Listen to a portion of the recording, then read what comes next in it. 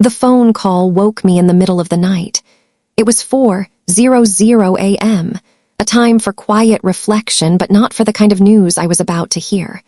My daughter, Emily, choked on her words, her voice sharp with grief but strangely hollow.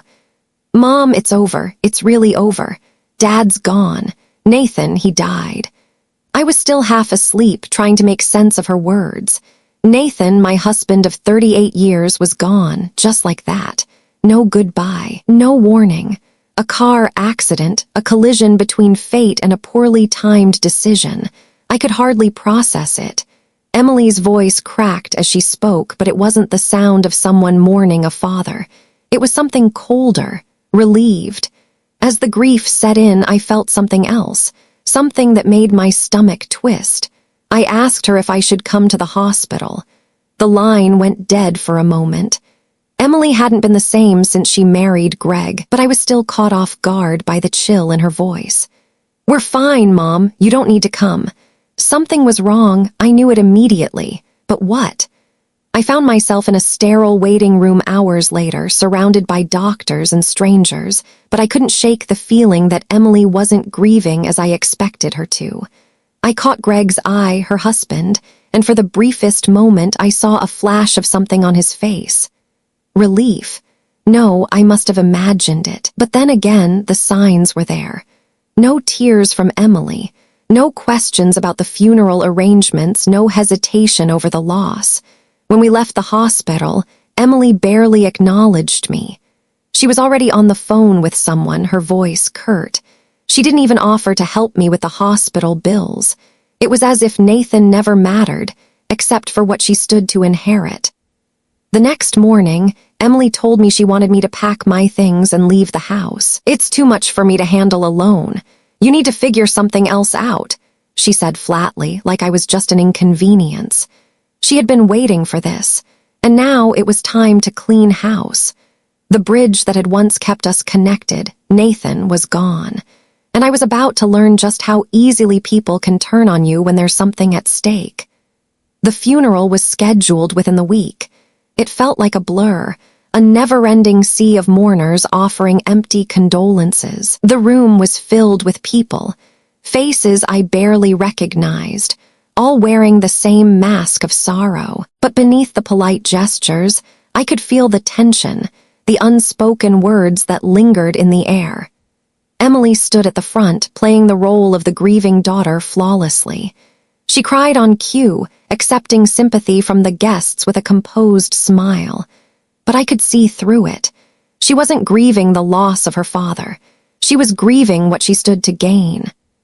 Greg stood beside her, nodding in agreement to everything she said, offering the same rehearsed words of sympathy. There was nothing genuine about it, and there was no room for me. I was nothing but a bystander, a witness to their performance. As the service ended, I found myself in the reception hall, a glass of water in my hand, listening to the low murmur of conversations around me. People spoke of Nathan's legacy, his work, his kindness, his contributions to the community, but no one mentioned me. No one mentioned the years I spent with him, the family we had built together, the years Emily and I had shared as mother and daughter. I overheard a conversation behind me. Emily was talking to Greg's sister, barely keeping her voice low enough for me not to hear. "The life insurance will cover the house for a couple of years," she said, the words dripping with cold calculation. "After that, we can figure out what to do." Greg's sister, sounding more concerned, asked, "And what about your mom? Where will she go?" Emily's laugh came like a sharp, biting wind. "That's not my problem," she replied with a cruel finality. "She can figure it out like everyone else." I froze. She doesn't even consider me family anymore. My heart sank into the pit of my stomach. All these years I had tried to support her, to be a good mother-in-law, to help where I could. But now, with Nathan gone, I was just another inconvenience. As the last of the guests trickled out, Emily caught my eye. Her expression shifted, just for a moment. There was no sorrow in her gaze, no love, not even the smallest trace of empathy. Just a sharp, cold calculation. "We need to talk," she said, her tone flat as though she were addressing a business partner. I followed her to the kitchen, my mind reeling with the sharp sting of betrayal. What more could she take from me? She closed the door behind us, a soft click that echoed in the space between us. "The house," she began, her voice steady. "It's in Nathan's name, but now that he's gone, it's mine." She looked me dead in the eye, the words chilling in their delivery. "I need to focus on grieving without complications. You living here, it's not working anymore." The words hit me like a slap in the face. This was it. I had been nothing more than a guest in my own home, a stranger in my own family. I opened my mouth to speak, to reason with her, but before I could say anything, she held up a hand. "I've made my decision," she said, cutting me off. "You have until tomorrow evening to pack. That should be plenty of time." I stood there, frozen, as the finality of her words sank in. Nathan's death hadn't just stolen my husband, it had stolen everything. The love I had once known, the family I had built, was now slipping through my fingers like sand. Where will I go? I thought, the question spinning in my mind, but no answer came. With nothing left to say, I turned to leave. I had until tomorrow to pack my life into bags and leave the only home I had ever known. And I had no idea where I would go from there. As I made my way to the stairs, Emily's voice followed me, barely audible. "You'll figure it out, Mom, like everyone else does." The door shut behind me, and I could only stare at the emptiness. The grief I had once known was now mixed with something sharper, something that tasted like betrayal. The day after the funeral, I sat in the house that had once been a home, staring at the same four walls that now felt alien, empty. Emily's cold words echoed in my ears, and as I began packing, I couldn't shake the feeling that everything was slipping away. The life I'd built, the years I'd spent with Nathan, felt like they were vanishing before my eyes. I was now a stranger in the very place I had poured my heart into. As I sorted through old boxes in the attic, I stumbled upon something. A letter, yellowed with age, hidden beneath old photographs. It wasn't addressed to me, but the familiar handwriting on the front made my pulse quicken. It was from Nathan, written years ago. My heart skipped as I opened it, unsure of what I'd find.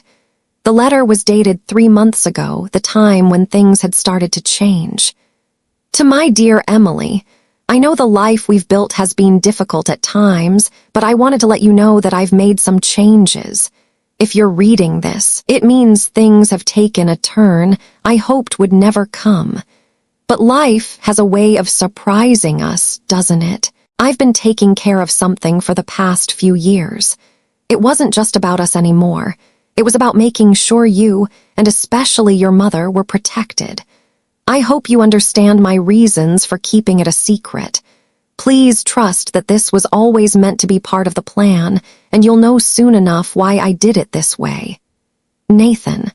The letter made my head spin. What had Nathan been planning? He had never mentioned anything about taking care of me in this way. The suddenness of it all left me breathless. My hands shook as I reread the lines, but the mention of something for the future rang in my mind. He had been preparing for something I hadn't known about. Suddenly, everything clicked. The money I'd given them for their wedding, the $50,000, wasn't just a loan anymore. It had been part of Nathan's plan, a plan that had somehow been growing for years. Had he invested it? Had he been setting something aside, something that would ensure my future was secured when I needed it most? I searched through drawers, desperate for some clue, when I found a small envelope hidden in the back of a drawer, tucked under Nathan's old, weathered wallet. Inside was a small piece of paper marked with a name and an address for a safety deposit box at the local bank. My heart pounded. This was it. Nathan had been preparing for this moment. That evening, I called the bank. "Yes, Mrs. Collins, we have a safety deposit box in your name. It was opened years ago, and we've been instructed to release the contents to you upon verification of the death certificate." The banker said, confirming what I already knew. Nathan had thought of everything. The next morning, I drove to the bank, feeling the weight of the world on my shoulders. Emily had no idea what Nathan had been doing, what he had left behind. As I handed over the death certificate and signed the necessary forms, I felt a strange calm wash over me. I wasn't powerless. I wasn't just a victim of Emily's greed. Nathan had left me something that could change everything. When the bank manager led me into the vault, I was barely able to contain my nerves. The deposit box was heavier than I expected. As I opened it, I saw a series of neatly stacked files, documents, and a letter addressed to me in Nathan's familiar handwriting. It was dated the same day as the letter to Emily. "Mom, if you're reading this, then I'm no longer there to protect you from the world that can be cold and unforgiving. I'm sorry for everything that's about to happen, but I want you to know that I've been preparing for this. I've been careful with the money you gave us, and it's grown into something far more than you ever expected. It's yours now, and I want you to use it to build a future for yourself. Emily's actions have shown me what I was too blind to see before. She is not the person I thought she was. Take care of yourself. With all my love, Nathan." The documents beneath the letter were a revelation. Nathan had invested the $50,000 in a series of stocks, bonds, and real estate, turning it into a small fortune. I stared at the figures, my mind struggling to process it all. The total in the accounts was more than I could ever have imagined, nearly $200,000. Nathan had been protecting me all along, even when I hadn't realized it. The realization hit me like a tidal wave. Nathan hadn't just left me money. He'd left me the means to finally stand up for myself. As I left the bank, envelope in hand, I felt something I hadn't in days: hope. Emily might think she had one, but she had no idea what was coming. Nathan had set everything in motion, and now it was time for me to finish what he started. The week after I visited the bank, I found myself living in a small, anonymous apartment.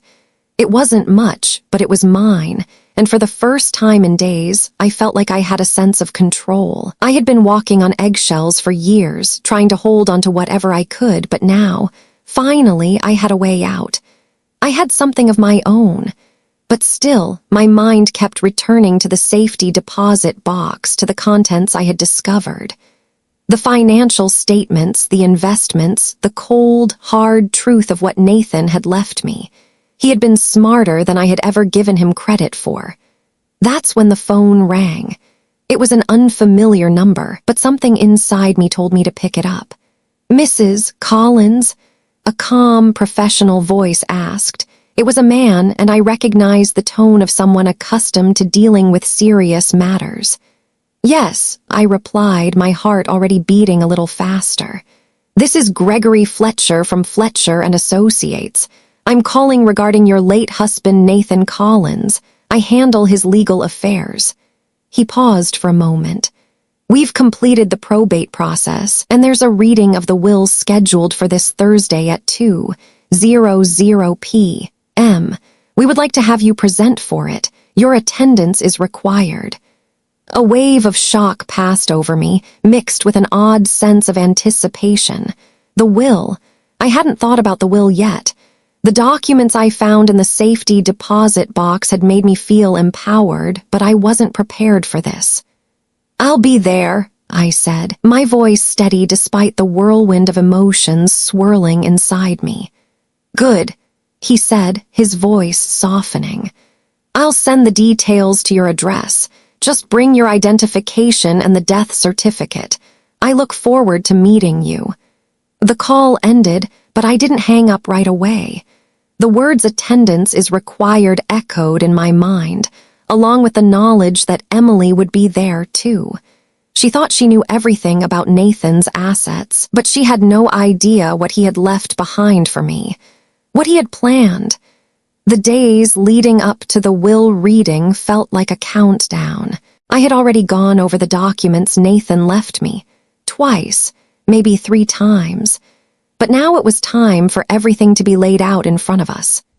On the day of the reading, I sat in the parking lot outside Fletcher and Associates, watching as Emily and Greg pulled up in a shiny black SUV. Emily was wearing her usual polished, expensive look, her heels clicking on the pavement as she strode confidently toward the door. Greg, in his perfectly tailored suit, followed closely behind her, glancing at his phone. I took a deep breath, gripping the wheel for a moment longer. I'm ready, I thought, even as my heart fluttered with nerves. I wasn't sure what would happen next, but I was done being the quiet, invisible one. Nathan's secrets were about to come to light. When I entered the office, Emily's expression darkened immediately. She stopped in her tracks, eyes narrowing as she took in my presence. There was no warmth in her gaze, no smile, just a cold recognition that things were not going as she had hoped. Mrs. Collins, the receptionist, greeted me politely, her tone professional. "Please have a seat, Mr. Fletcher will be with you shortly." As I settled into the chair, I could feel Emily's eyes on me. Her discomfort was palpable. She was used to controlling every situation, but not today. Today, I held the cards. The door to the office opened promptly at 2:00 p.m., and Mr. Fletcher, the lawyer, appeared in the doorway. He was in his late 50s, with gray hair and a kind expression that made me feel at ease in a place I never expected to feel comfortable. "Ladies," he said, gesturing for us to enter. "Please come in. Let's begin." We all took our seats around a large mahogany desk. The tension in the room was thick. Emily and Greg sat across from me, their eyes flicking nervously between each other. I folded my hands on my lap, trying to appear calm, though inside I was waiting for the bombshell to drop. "Mr. Fletcher cleared his throat. "I will read the will in its entirety. After that, we can address any questions." He adjusted his glasses and unfolded the document before him. He began reading aloud the formalities, standard clauses about assets, life insurance, and the division of property. Emily's expression remained a mask of controlled excitement, her eyes lighting up each time something was mentioned that belonged to her. She was already imagining the house, the car, the life she'd be able to lead with Nathan's money. But when Mr. Fletcher's voice changed slightly, the room fell silent. He paused and looked at us, then continued reading in a slightly different tone. "However, there is one final provision that Nathan Collins added to the will just a few months ago." My heart skipped a beat. "Let's see, Mr. Fletcher muttered to himself, glancing down at the next line. He raised his eyes to meet mine, and the slight shift in his gaze did not go unnoticed. "To my wife, Eleanor Collins," he began, the words almost sounding like a whisper in the room, "I leave all assets accumulated from the $50,000 loan provided by her for the purchase of our home. Over the past few years, I have carefully invested this money, growing it into a substantial sum for her benefit. The details of these investments are to be given to her, and she is to have full access to the accounts with immediate effect." Emily's face paled. Her breath caught in her throat. "What?" she asked sharply, her voice rising in disbelief. Mr. Fletcher continued reading, undeterred. "This sum is to be kept separate from the estate. I also leave to Eleanor the full contents of Safety Deposit Box 17 at First National Bank, including all documentation regarding these assets.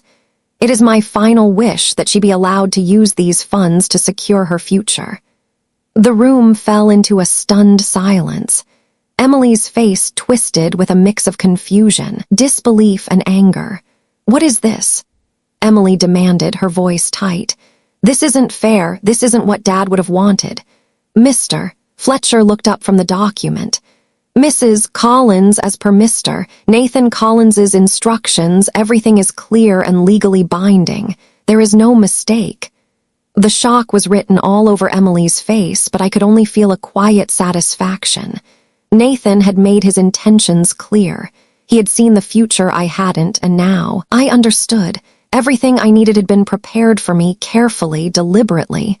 The game had shifted, and now Emily would have to play by my rules. The will reading ended with an awkward silence hanging in the air. As the lawyer gathered the papers and began to stand, Emily's sharp voice cut through the stillness. "This isn't happening," she said, her voice tight with barely contained fury. "There must be some mistake. This can't be real." I remained seated, my hands folded neatly in my lap, watching the emotional storm that was brewing in her. Emily was no longer the composed daughter, the grieving widow playing her part for show. She was unraveling, and I was the one who had pulled the thread. "You've misunderstood," Emily continued, her voice rising with each word. "This money, these investments, this is my inheritance, not yours. He was my husband. I'm his wife. You've already taken the house, the cars, everything. Why would he leave you anything?" Greg, who had been quietly watching the exchange, shifted uncomfortably in his seat. "Emily, let's just listen to the lawyer," he murmured, his hand subtly trying to calm her. But Emily was too far gone, too desperate to maintain control over what she thought was rightfully hers. "I'm not done yet," she snapped, her eyes now locked on me, furious, accusatory. "You've already taken enough from me. I've dealt with you living in our house all these years, but this is too much. You don't get to take everything." I finally stood up, meeting her eyes, calm and steady. I could feel the weight of the moment. Everything Nathan had left for me, everything that had been carefully planned, was about to come to light, and Emily was not going to like it. "Everything, Emily," I said softly. "You think you're entitled to everything, don't you? The house, the life insurance, the cars, the retirement accounts. It's all yours in your mind. But Nathan didn't think so. He didn't leave everything to you. He left me something." Her eyes flickered for a moment, a brief flash of something, doubt, fear. But it was gone as quickly as it came. She was trying to keep her composure, trying to hold onto the power she thought she still had, but it was slipping from her grasp. "You have no idea what you're talking about," she hissed. "That money was meant for us, for our family. You think Nathan cared more about you than he did about his own wife. You're nothing but a guest in this house. You always have been." Her words stung, but I held my ground. "A guest, huh? Funny how I never heard that from Nathan. Funny how he never thought of me as an inconvenience. You want to know why? Because I was there for him. I supported him. I stood by him for 38 years, not because I expected anything in return, but because he was my husband. But you've always been in it for yourself." Emily's face reddened, and I could see the anger boiling beneath her surface. She was losing control, and it was only a matter of time before she did something desperate. "You're crazy if you think I'm going to let you get away with this," she spat, her voice trembling now with a mix of rage and panic. "I'll fight this. I'll contest the will. This was all a mistake, and I'll make sure it's corrected. I won't let you steal what's mine." I shook my head slowly, my heart still beating steadily in my chest. "Emily, you've already shown me who you are, and you don't have to fight anything. Nathan already made his decision. It's done. The money, the assets, it's all mine, and there's nothing you can do about it." She stood up abruptly, slamming her palms on the table. "You don't understand. I need this. Do you know how much I've sacrificed to keep up this perfect image?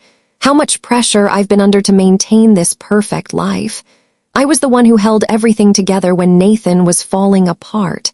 I deserve this. I deserve it all." Her voice cracked, and for the first time, I saw something behind her angry outburst. A deep, raw vulnerability. It was the kind of desperation that only came when someone had lost control of everything they thought they could control. But it was too late. I had seen through the facade long ago. The woman standing before me was not the grieving widow she had pretended to be. She was someone else entirely, a manipulative, self-serving individual who had used Nathan's love to build a life that wasn't her own. I stepped forward, the weight of my words heavy in the room. "You want to know what's beautiful, Emily?" I said, my voice steady. "What's beautiful is that Nathan saw you for who You really were long before I did, and he documented it all. Every text message, every phone call, every email. He knew exactly what you were doing. He was protecting me. He was protecting me from you. Her eyes widened in shock, and for the first time I saw a flicker of true fear cross her face. "What are you talking about?" she whispered, her voice hoarse. I opened my purse and pulled out the folder from the safety deposit box, the one containing everything Nathan had left me, the financial records, the bank statements, the emails, the text messages. I laid it all out in front of her, the evidence of her manipulation and deceit, the proof that Nathan had been aware of her actions. "There's nothing you can do to stop it now, Emily," I said softly, placing the folder in front of her. "You've already shown your true colors, and now everyone will know." She grabbed the folder with shaking hands, her face pale as she flipped through the documents, her eyes scanning each page in a panic. What is this?" she whispered, her voice shaking. "It's everything Nathan wanted you to know," I said quietly. "You're not as clever as you think, and you're not getting away with it." The room was silent, the air thick with the tension of the confrontation. I watched as Emily's world slowly crumbled, the carefully constructed mask of control slipping away, revealing the raw, desperate woman beneath. And for the first time in a long time, I felt at peace. This was the moment I had been waiting for, not for revenge, but for justice. Emily's empire of lies was falling apart, and I had finally taken back what was mine. The silence stretched on for what felt like an eternity. Emily's hands trembled as she held the folder, the documents spilling out in her desperate attempt to make sense of it all. I could see the panic in her eyes as she flipped through the pages, each revelation hitting her harder than the last. She paused on a text message screenshot, her lips moving as if she were reading the words aloud. The message was from her, written just months before Nathan's death. "I can't wait for this old bat to move out. Then I can finally take over the house. It'll be so much easier without her in the way." Her breath caught in her throat as she read the words. Her eyes shot up to meet mine, but there was no longer the same cold defiance I had seen earlier. Instead, there was something much worse. Fear. The carefully constructed persona she had worn for years, the image of the perfect daughter-in-law, had crumbled. "You don't understand," she stammered, her voice barely above a whisper.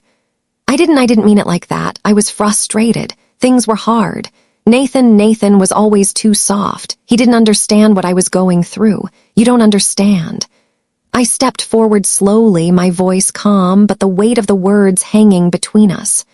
"I understand perfectly, Emily. I understand that for years you've been playing a game.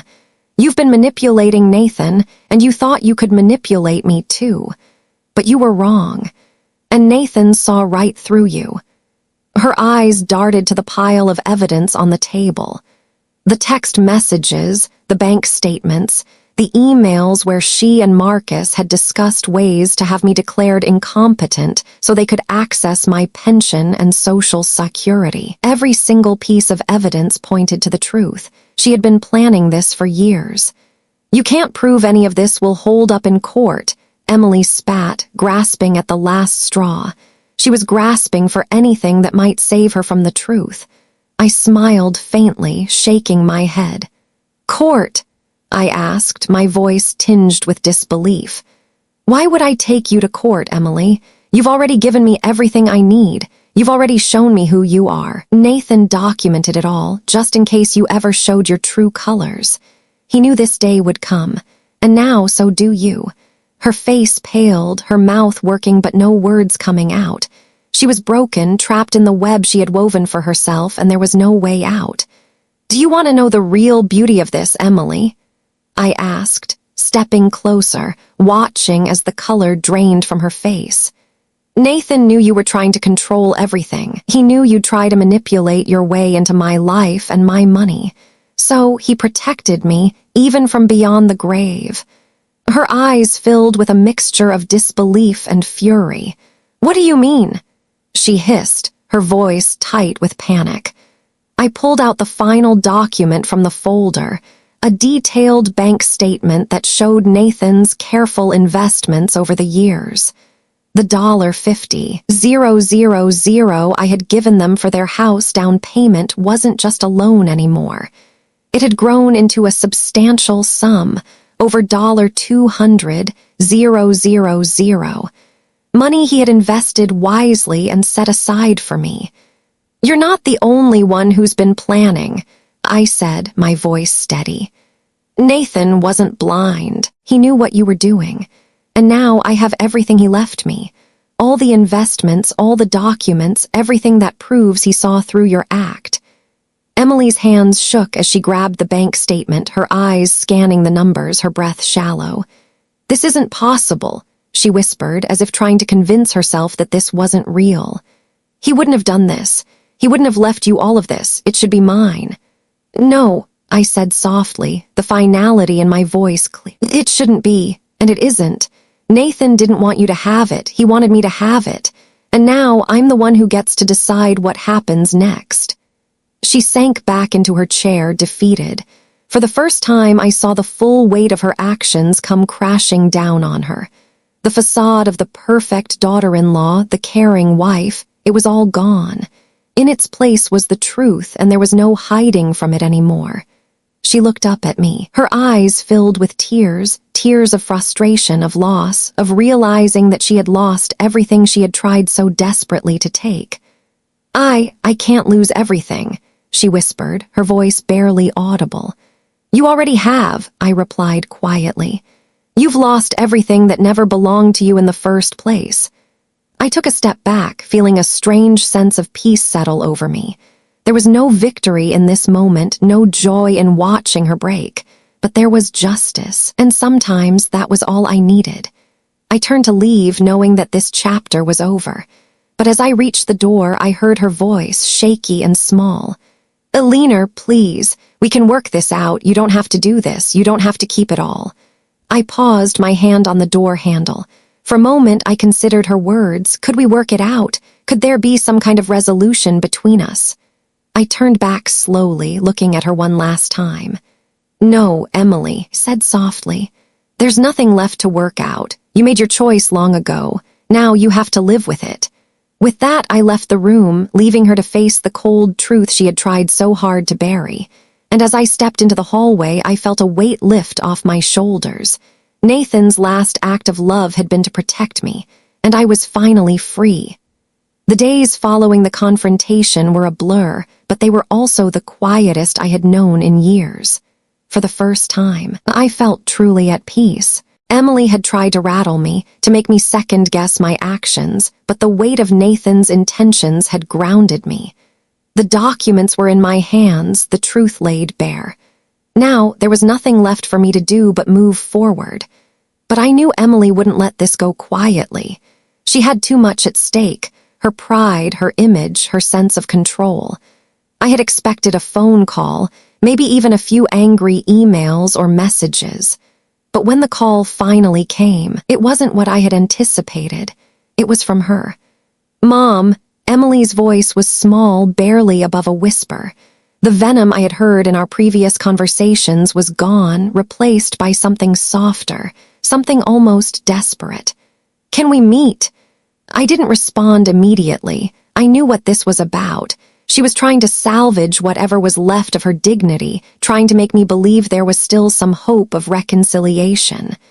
But after everything, I wasn't sure I could give her that. What's this about, Emily?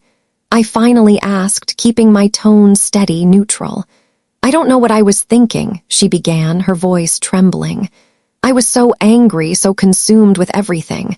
I've made so many mistakes, and now I don't know how to fix it. I've lost everything. She paused, and I could hear the sound of her breathing change. I don't want to lose you, too. Her words hung in the air between us. I had no idea what she expected me to say, but I knew what I felt in that moment.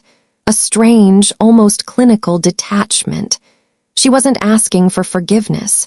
She wasn't trying to make amends for what she had done. She was simply trying to avoid the consequences of her actions. And for the first time, I realized just how deep her manipulation had gone. "I'm not the one you need to apologize to, Emily," I replied quietly. "It's Nathan. You've already lost him. You've lost his respect, his trust. And now you're losing whatever's left of your family." There was a long silence on the other end. I imagined her standing there, somewhere on the other side of the line, her face pale, eyes wide in shock. "I didn't think you'd do this," she whispered, the anger in her voice resurfacing. "I didn't think you'd let it go this far. I thought I could still fix things." "You thought you could fix everything, didn't you?" I said, my voice steady, almost cold. "That's the problem, Emily. You've been trying to fix everything for you, and now you're realizing that you can't fix what you've broken." "I'll fix it. I'll make it right," she pleaded, her words a frantic jumble now. "Just please, please don't do this. Don't take everything." It wasn't the plea I had expected, but it was the one she had always meant to give me, hidden behind the guise of her manipulative behavior. It was a moment of weakness, of her finally understanding what she had done. But it was too late. The truth had already come to light. "No, Emily," I said firmly. "This is the end. You made your choices, and now you have to live with them. Nathan left me everything for a reason, and I'm not going to let you take it from me." There was a beat of silence before she spoke again, her voice breaking. "I'll contest the will. I'll take you to court." I didn't hesitate. "Go ahead, Emily. You've already shown me who you are. If you want to keep fighting for something you don't deserve, I'll let you, but I won't back down, not anymore." She didn't respond, and for a moment, I thought she might hang up. Instead, I heard a soft, broken sob on the other end of the line. "I'm sorry," she whispered. "I'm so sorry." For a fleeting moment, I almost felt pity for her, but I quickly pushed it away. She had made her choices. She had shown me exactly who she was, and now I had to let her face the consequences. "I know," I said quietly, my heart suddenly heavy. "But it's too late." I hung up the phone, and as I sat there in the silence of my apartment, a strange peace washed over me. This was the reckoning, the final chapter of a long, painful story, and I was done. The next few weeks passed in a blur of paperwork, legal meetings, and phone calls from Emily's lawyer. She had gone ahead with her threats to contest the will, but I wasn't worried. I knew what Nathan had left me, and I had all the legal support I needed to prove that his wishes were clear and unambiguous. As Emily's case slowly crumbled under the weight of her lies, I realized something. Nathan had not only protected me financially, he had given me the strength to stand up for myself, to face the truth no matter how painful it was. The final court hearing came and went without much fanfare. Emily's lawyer tried to push for a settlement, but it was clear she had no case. The will stood. The assets were mine, and Emily was left with nothing. That evening, I sat in my small, modest living room, a glass of wine in my hand, reflecting on everything that had happened. I wasn't filled with triumph or relief or joy, but I felt something close to peace. Nathan had done right by me. He had seen the future, even when I couldn't, and now I could finally build the life I deserved. As I looked out the window at the quiet night, I realized that sometimes the best revenge wasn't about proving anyone wrong.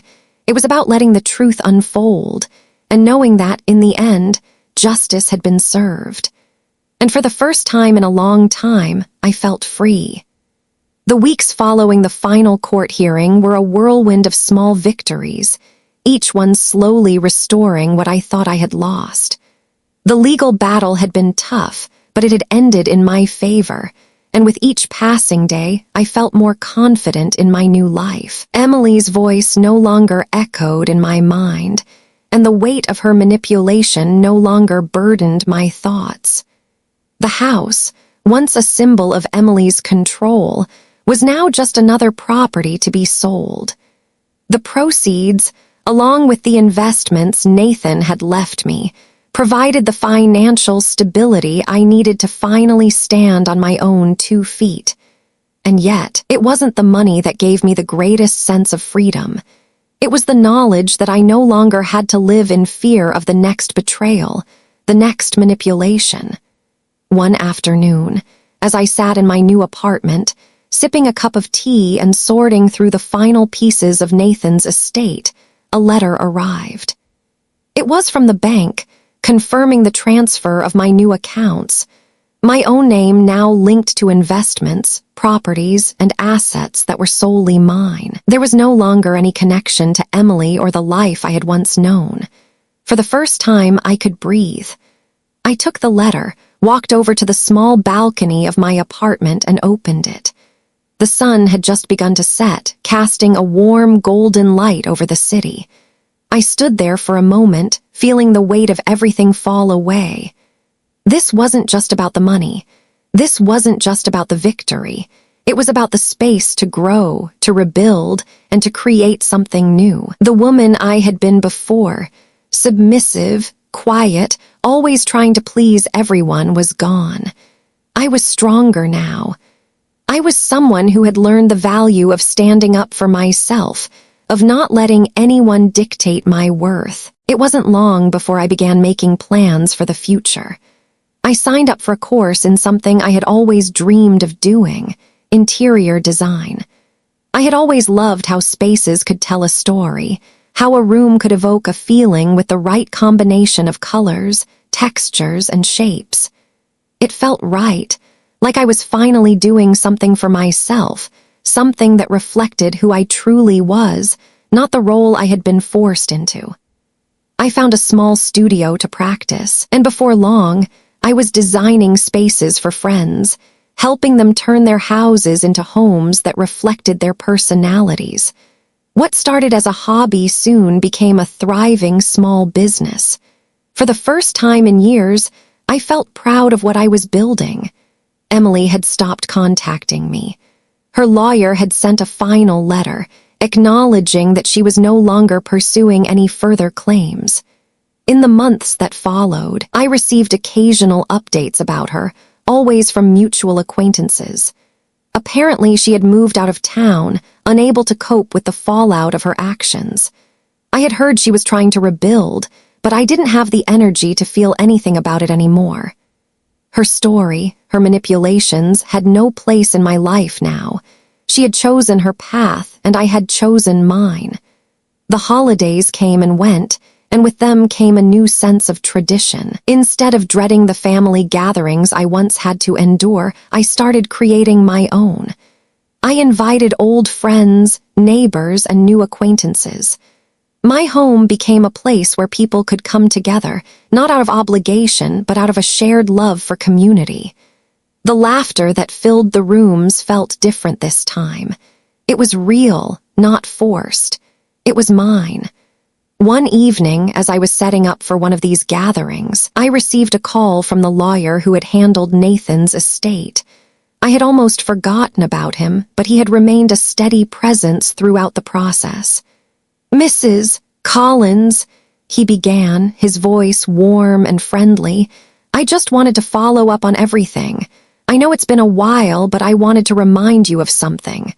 I listened intently. When Nathan made his final arrangements, he was very specific about one thing. He wanted you to have more than just his assets.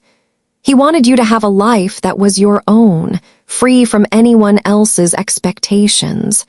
And I think you've done just that. I smiled softly, looking around my apartment, my heart swelling with pride. "Thank you," I said quietly. "I think I finally am." The final chapter had closed, and I had stepped into a new life, one that was mine. No more manipulation, no more fear, no more pretending to be someone I wasn't. As the year turned, I looked ahead at all the possibilities. There was so much I had yet to explore, so much to create, to experience, to enjoy. I no longer needed anyone's approval to move forward. For the first time in years, I felt truly free. And that freedom, more than anything else, was the gift Nathan had given me. It was time for a new beginning, my beginning.